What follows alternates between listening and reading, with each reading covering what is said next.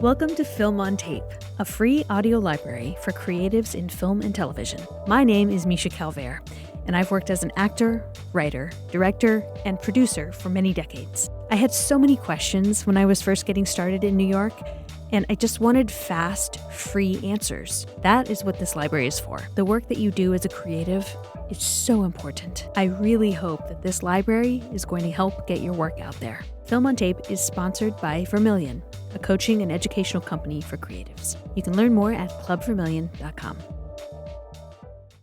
This is a very important episode for actors. We're going to be talking about how to make casting directors love you and not hate you.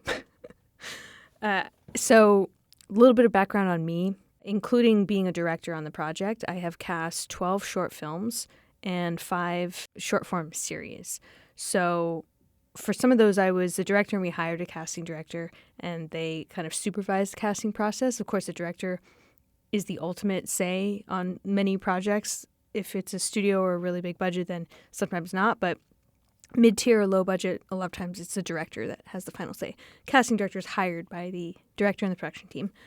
So I've been in on the casting process for 12 of my own shorts and 5 of my own series, and I've helped out with other friends casting as well.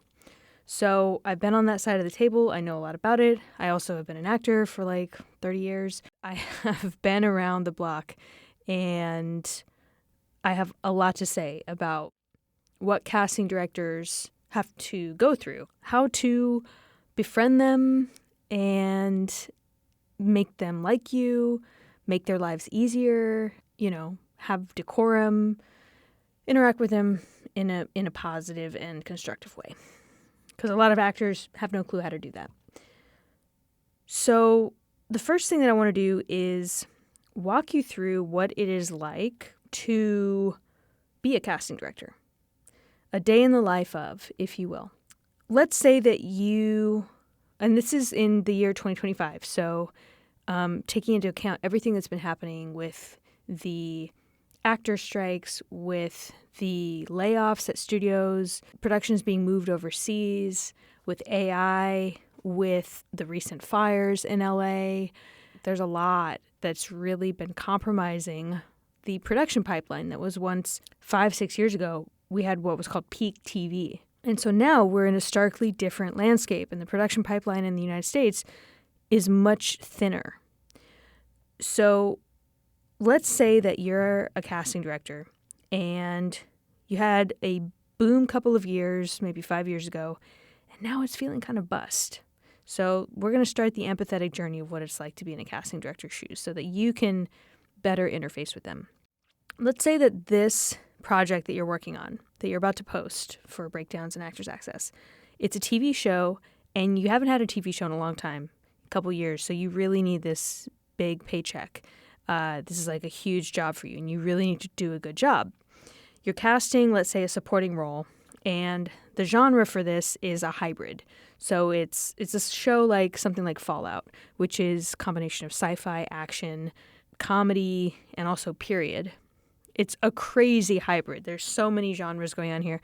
So you're looking for actors that already are able to fit in this kind of very niche genre. They'll have to be quite pliable and have significant ability as an actor to be able to morph into this mixture of genres.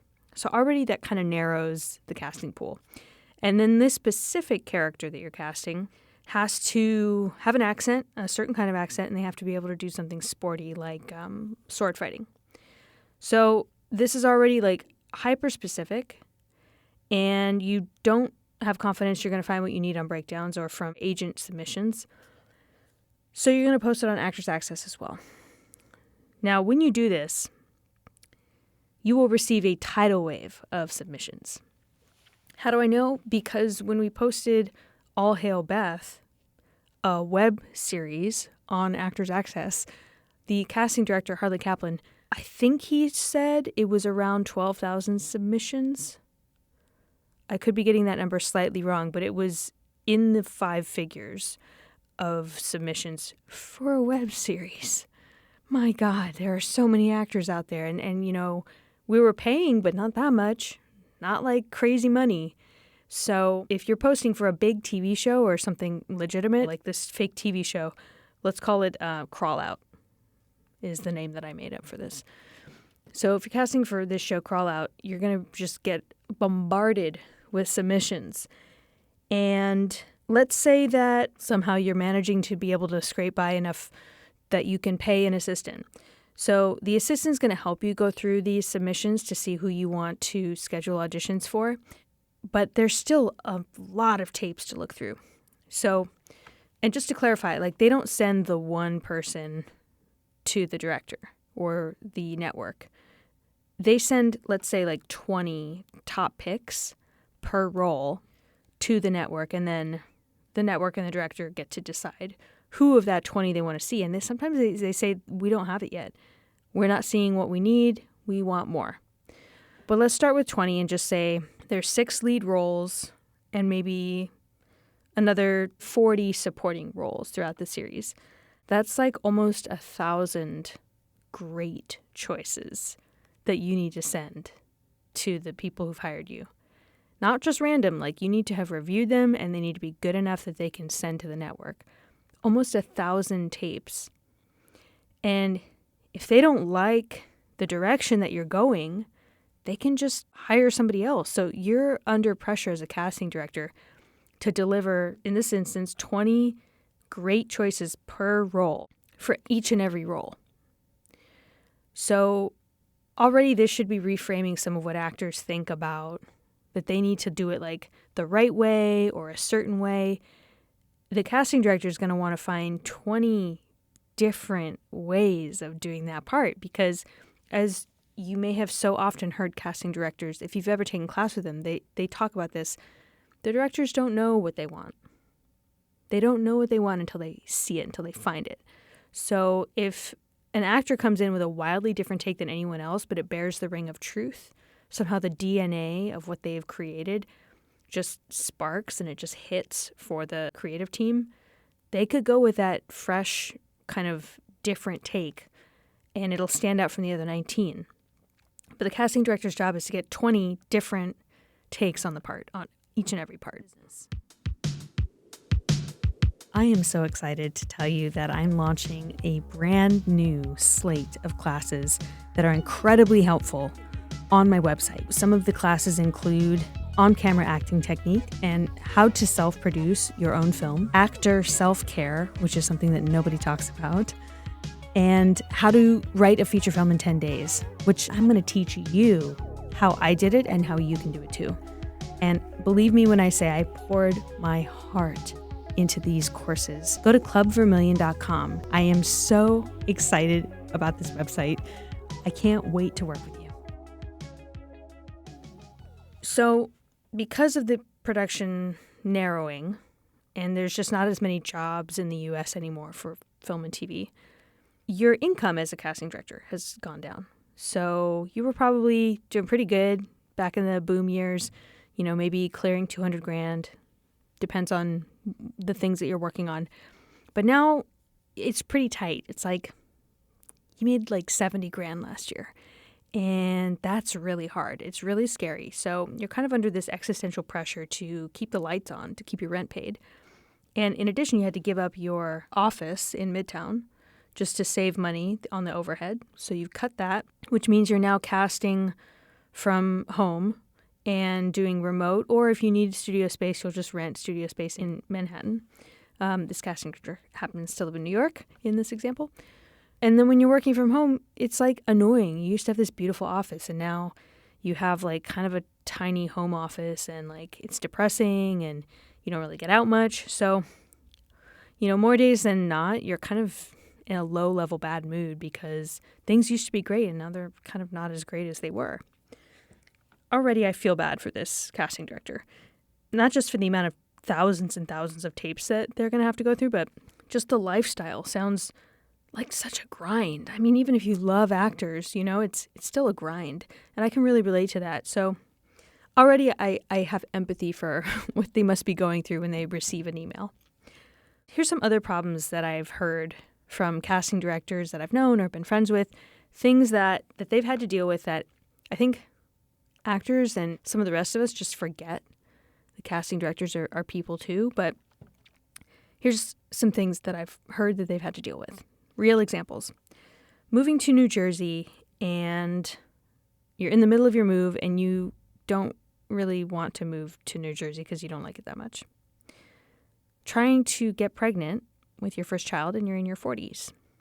Your house is haunted and you're tormented nightly by terrifying hallucinations. People only hire you for bad TV and commercials.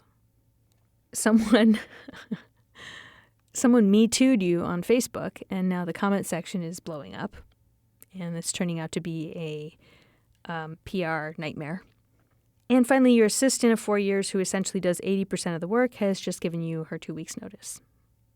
So those are some real-world examples to show you just on any given day what a casting director might have on their mind that might supersede whatever email you're sending them on that day. But back to the issue at hand. The biggest problem today is that you need to deliver these 20 great choices to the network or the director in order to not get fired and get paid for this job and keep a roof over your head. So you have to sort through all of these submissions that have come in through breakdowns, schedule the auditions, and then send the 20 best off to the network, right? I don't actually know at the major TV level if the casting director is getting rid of certain choices. Do they ask for more tapes from more people than they intend on sending? Or do they only ask for the amount of tapes that they're planning on sending to the network? That's a really good question. But either way, they are definitely sending a limited but multiple number of tapes to the network so the network can then decide who they want to see and who they want to consider for chemistry reads and so on. So out of these problems that a casting director can potentially have, cut to you, the actor. You are trying to get close to this casting director or interface with them in some way. And now you see the barrier to entry is all of the other things that the casting director is dealing with. However, with all of these problems that the casting director has, remember the number one problem is that they need to find these 20 great choices to send off to the people that hired them. If you can help solve that problem, that is one of the best ways to get the casting director to know who you are and to be grateful for who you are. And, well, there may be a question of, are you the right person to solve that problem? This is a scenario in which you need to know the show, fake show, Crawl Out. You need to know what it's about. You need to get it. You need to love it. And if you don't, then you're not the person for the job. You're not the person to solve this problem. But I think that there's a lot of actors that they know what shows that they're perfect for. They know the films that they could walk into that world tomorrow and just knock it out of the park. The weird universe that the filmmaker or the showrunner has created for this project.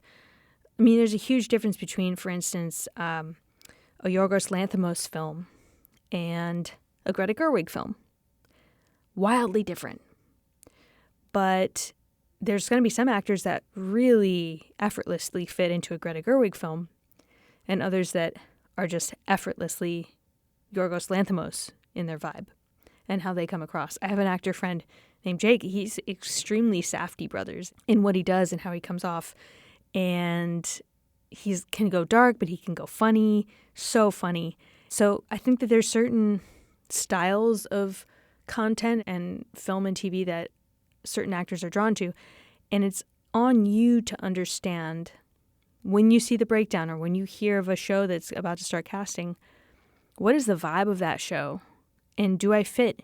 And if so, and I know that I can fit into that show, I actually need to contact the casting director. Because I think that I can solve their problem of needing to fill roles on this show and not having options.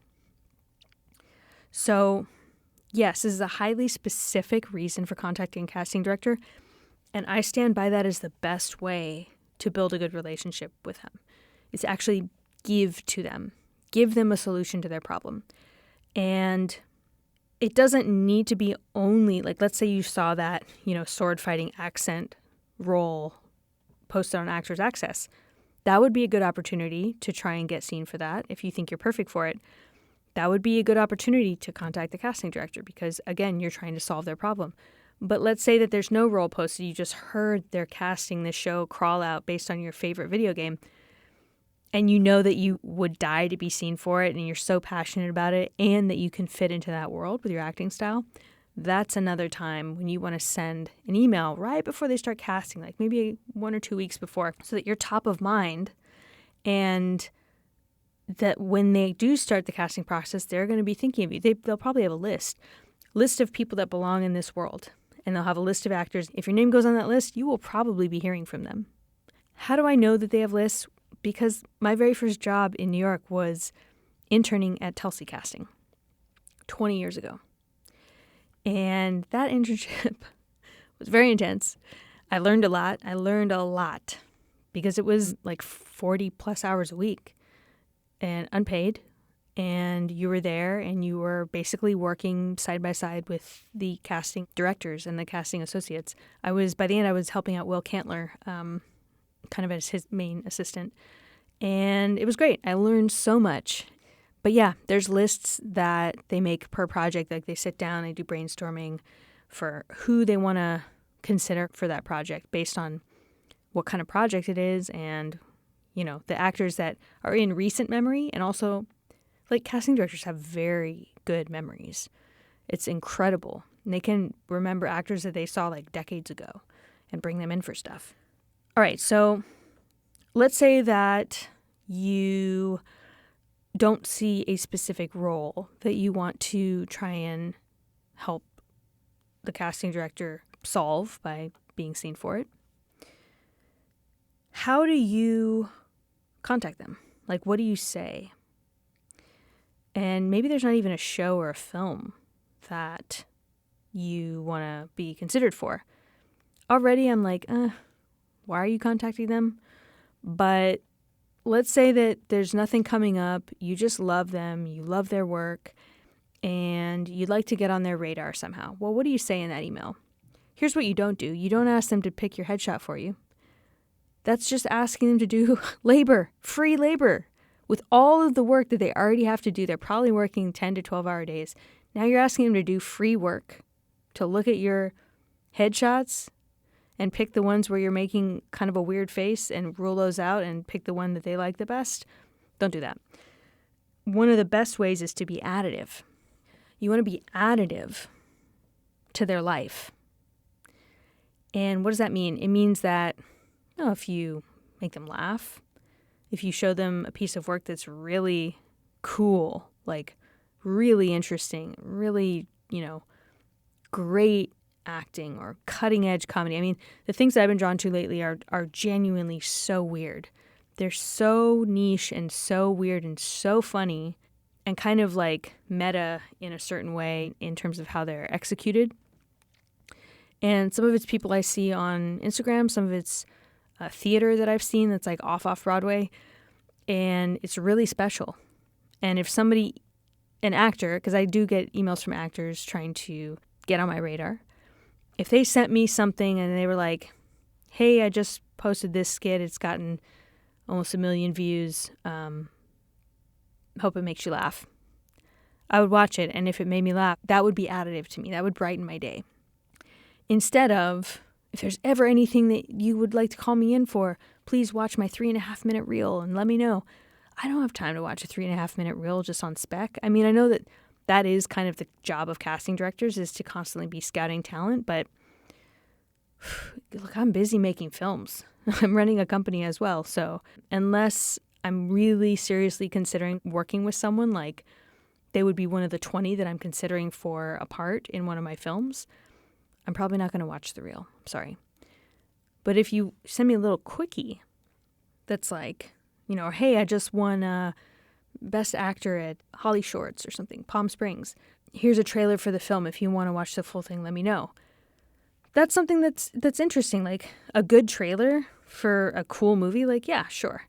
And it's hard for me to articulate why that's different from watching a 3.5-minute reel, other than the trailer for the film that just won that thing at the film festival is probably more likely to feel like it's adding to my day instead of being work, like unpaid work that I have to do. It's more entertainment for me versus me working and critiquing something. So try to be additive, always be professional, always be humble, be charming, but also be yourself. You don't have to be a robot. And a lot of people think they have to be like this AI, like short, quick, get out automaton, or they'll gush and they'll have like some really long emotional, almost like a fan letter that is also equally inappropriate. And I think if you can just remember that this person has a very busy day and that they have a lot of other things on their mind, but that they really are still always interested in something that's going to be additive. If you can be additive, then I say send the email. All right. I actually have a top 10 list of things that I love to see in actors when I'm running an audition. And I have a top 10 list of things that I don't like when I'm casting. But I'm going to save those for next episode because this is getting a little long. I look forward to sharing those lists with you next week. And I hope, really, really hope that this little thought experiment in a day in the life of a casting director has been interesting and informative and hopefully helpful. All right, I will see you next week. Thank you so much for listening to Film on Tape. If you like the way that I approach the industry, check out our other classes, consulting, and mentorship at clubvermilion.com. Vermilion is a home for artists and those looking to expand creatively. Whether you're an actor, a film professional, an entrepreneur, or a CEO, we'll help you find your voice and hone your skills to thrive in any market at any scale. You can schedule a free phone consultation at clubvermilion.com.